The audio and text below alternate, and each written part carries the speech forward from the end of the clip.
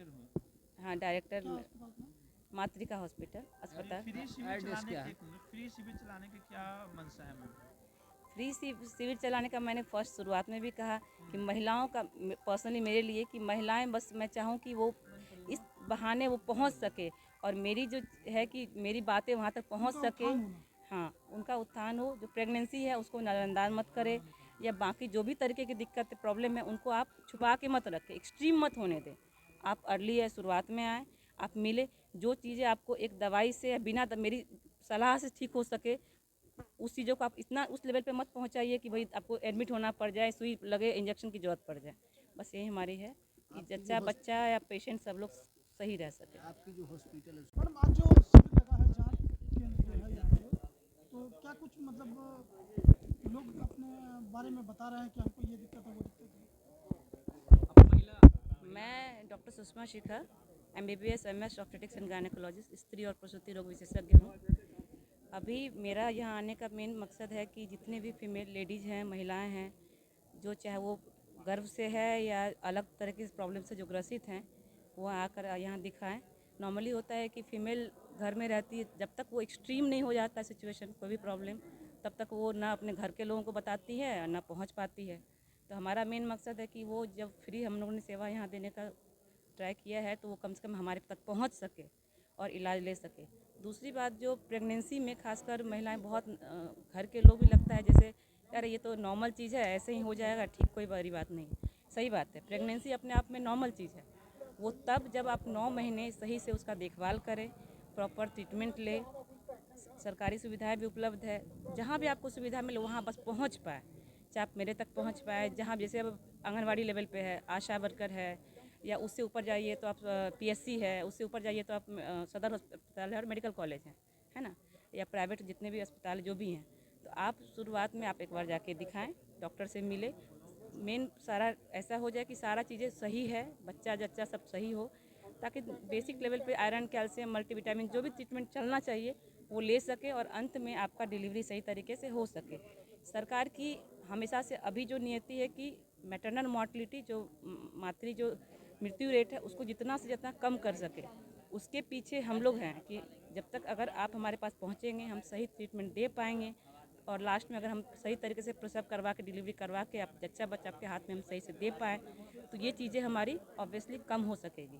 Madam बांझपन की समस्या अभी आज के दिन में जो है अभी आजकल के समय में काफ़ी बढ़ रही है। Yes. तो क्या समाधान है और ये उत्पन्न क्यों हो रही है? देखिए, बांझपन की समस्याएं बढ़ने के पीछे 2-3 कारण हैं। एक तो ये है, ऐसा नहीं कह सकते हैं कि गांव में नहीं हो रहा है। गांव में एक तो मेन रीज़न है कि लड़कियां पढ़ रही हैं, एज बढ़ रहा है, अपने पैरों पे खड़ी हो रही है, तो शादी थोड़ा लेट हो रहा है, तो लेट की वजह से थोड़ा इन चीज़ों को थोड़ा साइड कर दिया जाता है। तो हमारा कहना है कि सब कुछ समय पे ही होना सही है। आप 20 से बहुत अर्ली भी सही नहीं है, 25 से 30 के बीच में आप शादी करिए, बच्चे हो जाए तो सही है। बहुत लेट के एज की वजह से भी होता है। दूसरी बात यह है कि आज की डेट में मोबाइल चीज़ें बहुत की वजह से लोग बच्चे मतलब जल्दी बहुत आगे बहुत तरह की चीज़ें हो जाता है, जिसकी वजह से जहाँ तहाँ मेडिसिन मिलता है, मान लीजिए गर्भपात कराना या अननेसेसरी वो सब चीज़ें दवाई यूज होता है।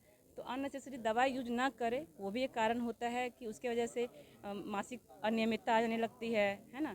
तो उसकी वजह से भी प्रेगनेंसी प्लान करने में या बांझपन की समस्या उत्पन्न होने लगती है।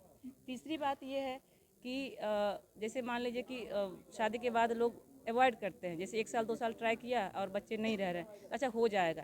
आपके पास डॉक्टर उपलब्ध है, आप मिलिए, जितना जल्दी आप उनसे संपर्क करेंगे, जो भी प्रॉब्लम होगी, जो भी समस्याएं होगी, उनको सुलझाया जाएगा और ये चीज़ प्रॉब्लम सॉल्व हो सकेंगी। अपना परिचय देना। मैडम महिलाओं में थायराइड की समस्या बहुत बढ़ती जा रही है, हाँ जी, इसको कैसे मतलब थायराइड की देख रहे हैं? समस्या बिहार के नॉर्थ बेल्ट में ज़्यादा दिखने को मिलती है। वो इलाका की वजह से आयोडीन, हम लोग सोचते हैं कि हम लोग जो नमक खाते हैं वो सब तरह नमक ये सही अमाउंट में है।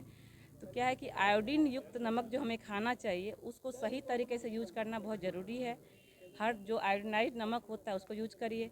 और दूसरी बात है कि लोकेशन वाइज भी इस चीज़ को देखा जाता है। आप महाराष्ट्र चले जाइए, वहाँ आपको आयोडीन ये थायराइड का प्रॉब्लम नहीं मिलेगा। आप यूपी चले जाइए, वहाँ आपको नहीं मिलेगा। बट बिहार के नॉर्थ बेल्ट में हिमालय बेल्ट की वजह से कहिए जो भी, यहाँ पे थोड़ा सा नमक का आयोडीन की कमी की वजह से थायराइड का प्रॉब्लम बढ़ रहा है। तो इसी की वजह से, और ये भी एक कारण है कि हमारे यहाँ बांझपन जो आपने बोला, थायराइड की समस्या भी एक कारण हो सकता है कई बार कि बाजपन की समस्या लोगों में आती है। थायराइड भी रीजन हो सकता है। भी थायराइड की समस्या हो जाती है, इसकी हाँ, वजह क्या है? समस्याएं हो नहीं जाती है। बेसिकली समस्याएं देखिए, प्रेगनेंसी अपने आप में थोड़ा हार्मोनल इम्बैलेंस रीजन है, ठीक है। उसमें शुगर थोड़ा सा ऊपर नीचे होना, थायराइड ऊपर नीचे होना बहुत लाजमी सी है, नॉर्मल बात है ना। तो उसमें क्या है कि सभी को नहीं होता है, बट मैंने क्या बोला कि नॉर्थ बेल्ट का जो साइड है, बिहार का नॉर्थ बेल्ट अपना ले लीजिए, इधर थोड़ा इन चीज़ों का, थायराइड का मान लीजिए या जी गॉल ब्लैडर का स्टोन ले लीजिए, ये चीज़ें हमारे यहाँ कुछ कुछ अपना अपना लोकेशन वाइज होता है बीमारी जो ज़्यादा दिखता है, तो वो हमारे यहाँ ज़्यादा है।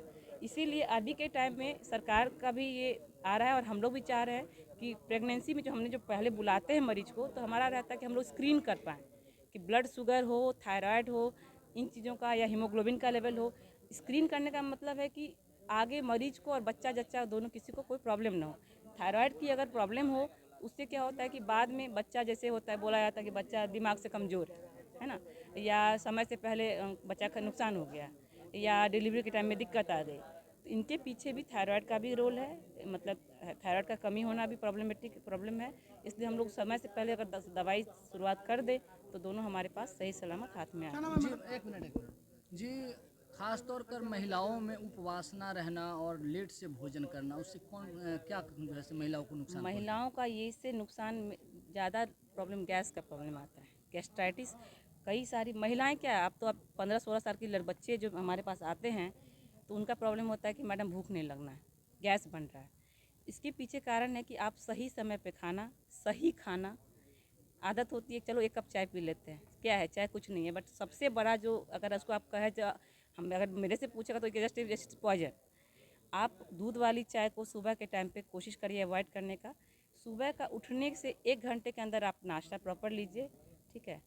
यही जो होता है कि उपवास बहुत ज़्यादा करना, उपवास करने में बुराई नहीं है, लेकिन आप पानी का इंटेक या बाकी चीज़ें खान पान को सही रखिए। प्रॉपर खाने का मतलब होता है संतुलित आहार। अब चावल ज़्यादा ले रहे हैं, दाल थोड़ा सा खा रहे हैं, तो चावल दाल सब्जी सबका अमाउंट सही अमाउंट में हो, उसी को बोलते हैं संतुलित आहार। प्रोटीन, फैट, कार्बोहाइड्रेट और वाटर इनटेक, जो भी चीज़ें हैं, मिनरल्स, विटामिन, ये सब जब आप प्रॉपर तरीके से आप लेंगे तो ये सारी प्रॉब्लम्स नहीं आएंगी।